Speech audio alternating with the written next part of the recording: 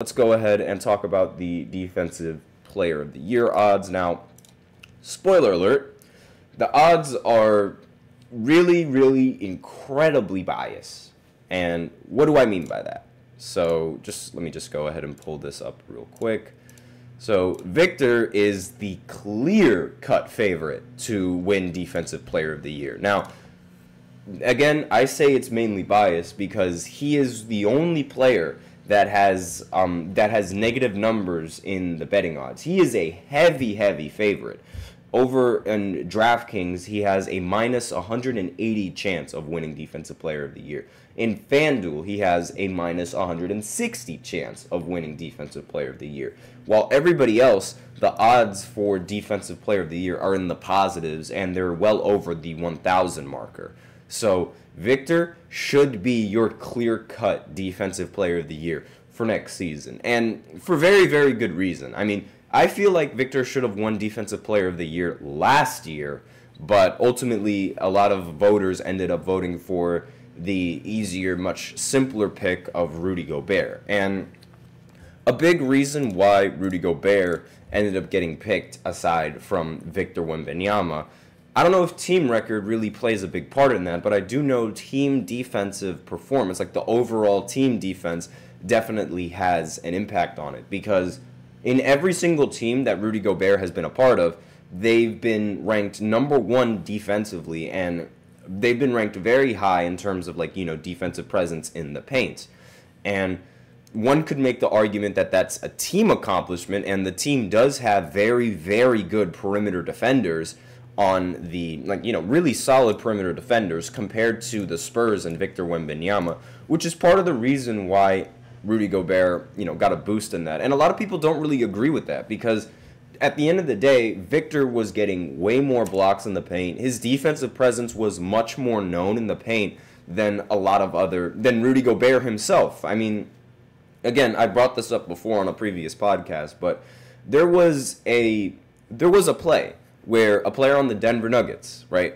It was number 0. I completely forgot his name. I think his name is Braun. I think his last name is Braun, if I remember correctly. And in a game against the Timberwolves, right, Rudy Gobert was in the paint.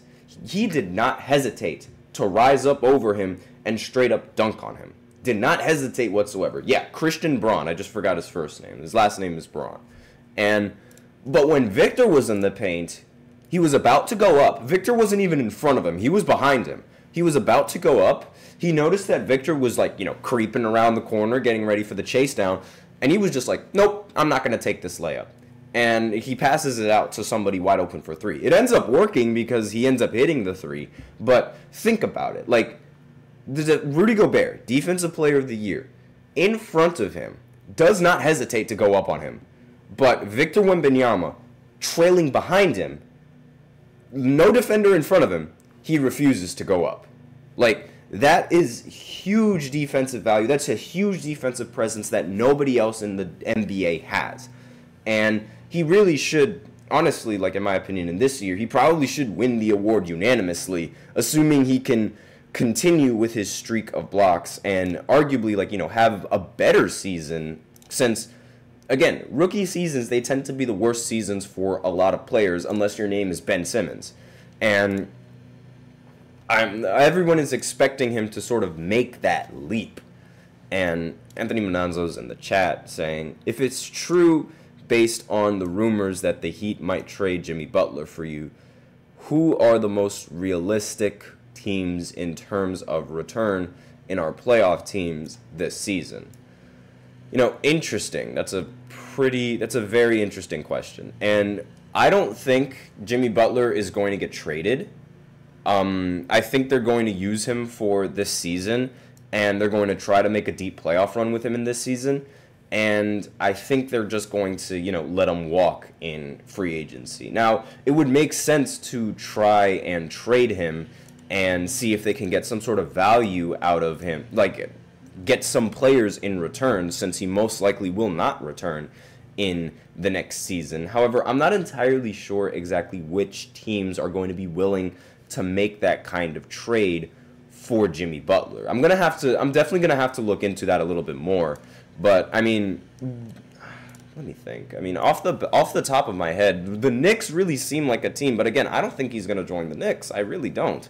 Like, I think that's a huge long shot.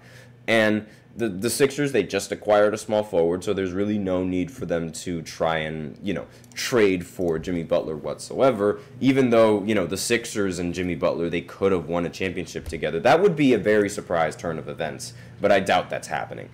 And I also don't really see I don't see any other team really looking to trade for Jimmy Butler. Maybe the Bulls. Like, I mean, out of nowhere, the Bulls could come out of nowhere and just try to do that. But again, I don't really think that Jimmy Butler is going to be able to get traded. Like, his trade market value is still in question. And Monenzo's in the chat again. Bam should have won the Defensive Player of the Year award last year. He's the best overall defender in the league. He can guard every position. Rudy is one-dimensional. And to that, I say no. Victor should have won the Defensive Player of the Year. He's just as versatile as Bam Adebayo is while still being able to get blocks. And a huge difference in Victor's game is the fact that he can block shots at the three-point line, which is something that's very difficult to do, but we see Victor do that consistently, and we've seen him do that on several plays. Bam is actually the, in some betting odds, like in some betting websites, he's actually the second favorite to win Defensive Player of the Year award over Rudy Gobert. But there are also, some other betting sites that have Rudy Gobert as a higher pick and a higher favorite than Bam Adebayo. But at the end of the day, all of them pale in comparison to Victor Wembanyama and his odds to win Defensive Player of the Year this year. And Bam, honestly, he should not have won it last year, and I'm glad that he didn't. Because, while yes, he is a versatile defender, he is rather undersized, and Victor is way oversized, yet is still as valuable and is still as versatile of a defender as Bam can be. I mean, he's just a freak of nature. And Evan Mobley is another favorite in terms of these betting odds. According to the Vegas Insider, Evan Mobley actually has higher odds of winning the Defensive Player of the Year award than Rudy Gobert and Bam Adebayo.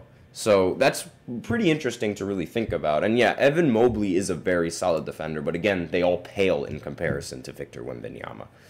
And I'm assuming Monenzo's in the chat answering, which team he thinks would trade for him, Golden State or Houston. I mean, yeah, Golden State could be a pretty valuable option. However, I did make a recent video of a proposed trade idea that could send Brandon Ingram to Golden State and also get rid of Andrew Wiggins and also give the Pelicans a center in return. So it's a three-team trade that helps the Blazers, the Warriors, and the Pelicans. And I think that trade has a higher chance of going through than a one-team trade between Golden State and the Miami Heat, or a one-team trade between Houston and the Miami Heat. And I also feel like Houston, they have a very young lineup, and having a young lineup is something that hasn't really worked well with Jimmy Butler in the past. We saw it with the Timberwolves, how he was, screaming in practice, that he wanted to get traded because of the team's lack of, how should I say, motivation, the team's lack of drive, and the immaturity of a lot of those players on the Timberwolves. I mean, he took the third string and was able to beat the starters, screaming, "You blank need me." And, young teams, they don't really seem to work with Jimmy, so I really don't think that Houston is an option. Now, Golden State, on the other hand, that might be a solid option. I'm sure he has a lot of respect for Curry and all of the veterans that are on that team. So that's all I really have to say about the betting odds. Again, there's really no one else to talk about because, there's no dark horse candidate that can actually legitimately beat Victor Wembanyama, in my opinion. So there's no real need to talk about that. So with that out of the way, let's go ahead and go into our break. And then we're going to go into the third segment where I give my own all-time starting lineup that I think can beat Austin Reeves' lineup and the previous lineup that I talked about that was meant to beat Austin Reeves' lineup. So if you're interested in that, be sure to stay tuned. Looking for your daily fix of sports talk without having to pay for it? GSMC Sports Network is available on YouTube. Just search GSMC Sports Network. Get your fix of daily sports talk shows on YouTube, absolutely free. NFL, college football, NBA, MLB, MMA, UFC, fantasy football, and so much more. GSMC Sports Network has shows running all day long, with new sports shows starting every 2 hours. Just like on your favorite cable sports channel, except GSMC Sports Network is absolutely free. Just search GSMC Sports Network on YouTube to catch one of your new favorite shows, like the GSMC College Football Podcast, Chip Shot Football Podcast, Hoops and Heels Women's Sports Podcast, GSMC Basketball Podcast, and so many more. Check it out for yourself. GSMC Sports Network, now available on YouTube absolutely free. Search GSMC Sports Network on YouTube right now.